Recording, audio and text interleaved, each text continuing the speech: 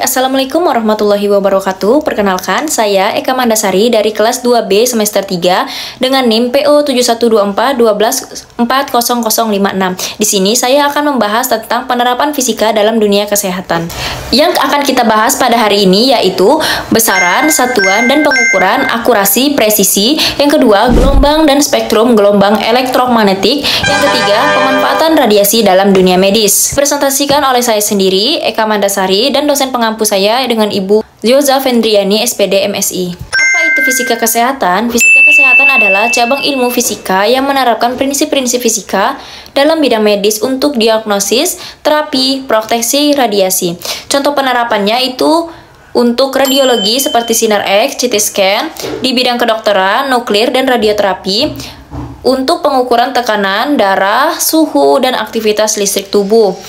Fisika ini membantu tenaga kesehatan memahami proses tubuh secara ilmiah dalam meningkatkan keselamatan pasien. Apa sih besaran dan satuan? Nah, di sini saya akan menjelaskan besaran terlebih dahulu. Besaran itu adalah sesuatu yang dapat diukur dan memiliki nilai, sedangkan satuan itu sebagai pembanding untuk menyatakan nilai suatu besaran. Sistem internasional SI digunakan dalam bidang medis. Contohnya, panjang itu meter, massa itu kilogram, waktu itu sekon, suhu itu Kelvin. Nah, pada berat badan bayi misalnya yaitu kilogram, tekanan darah itu mmHg, untuk tinggi fundus utari itu sentimeter. Selanjutnya itu apa itu akurasi dan presisi dalam pengukuran? Nah, akurasi adalah seberapa dekat dengan nilai hasil pengukuran dengan nilai sebenarnya. Sedangkan presisi adalah seberapa konsisten hasil pengukuran jika dilakukan berulang kali. Contohnya, timbangan yang akurat akan menunjukkan berat sesuai dengan standar. Timbangan yang presisi menunjukkan hasil sama tiap kali diukur. Dalam praktik kebidanan, akurasi dan presisi penting agar dosis obat, berat bayi, dan tekanan darah tercatat dengan benar. Di sini selanjutnya kita akan membahas tentang gelombang elektromagnetik. Apa sih gelombang elektromagnetik ini? Gelombang elektromagnetik ini adalah getaran medan listrik dan medan magnet yang merambat tanpa medium. Contohnya, itu gelombang radio, sinar inframerah, cahaya tanpa, sinar ultraviolet, sinar X, dan sinar gamma yang biasa digunakan dalam bidang medis. Semakin pendek panjang gelombang, semakin besar energinya, semakin kuat daya husnya. Spektrum gelombang elektromagnetik ini urutan dari rendah ke tinggi yaitu radio, mikro, inframerah, cahaya tampak, ultraviolet, sinar X, dan gamma.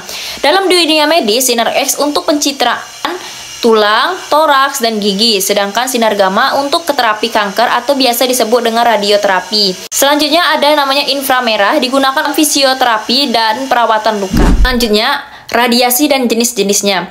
Radiasi adalah pancaran energi melalui ruang atau materi. Jenis radiasi non-pengion yaitu tidak menyebabkan ionisasi atau gelombang radio inframerah, cahaya tampak. Kedua, radiasi pengion yaitu mampu mengionisasi atom dan dapat merusak jaringan tubuh seperti sinar X dan sinar gamma. Itu ada radiasi pengion digunakan dalam medis tapi harus dikontrol karena dapat menimbulkan efek biologis. Efek radiasi pada tubuh manusia. Paparan sinar X dapat menyebabkan kerusakan biologis sel dan jaringan. Kedua, perubahan jumlah limfosit. Yang ketiga, gangguan gigi dan mulut seperti terotomia, karies, dan radiasi. Ketiga itu radiasi leukemia pada anak, kanker payudara dan ovarium pada wanita, kematian embrio pada ibu hamil.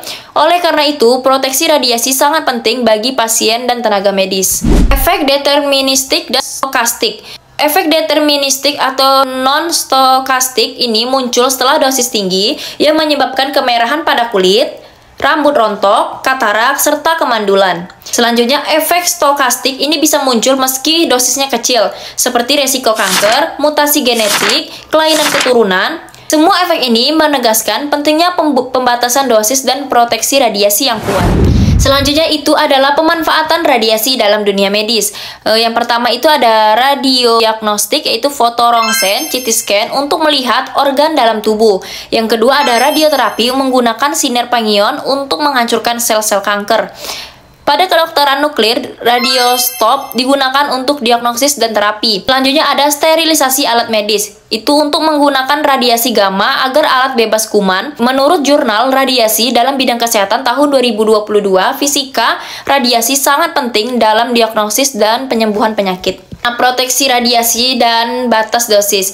Menurut Perka Bapeten nomor 4 tahun 2013, batas dosis masyarakat umum itu kurang dari 0,3 msf per tahun. Batas dosis pekerja radiasi kurang dari 50 msf per tahun. Supaya proteksi, gunakan apron timbal, batas waktu paparan, jaga jarak, dan gunakan alat pemantau dosis seperti dosimeter.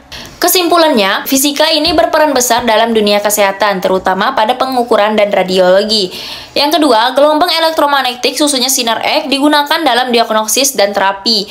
Yang ketiga, radiasi memiliki manfaat besar namun juga resiko biologis, sehingga perlu proteksi yang tepat. Tenaga medis wajib banget memahami konsep dasar fisika agar pelayanan kesehatan aman dan akurat.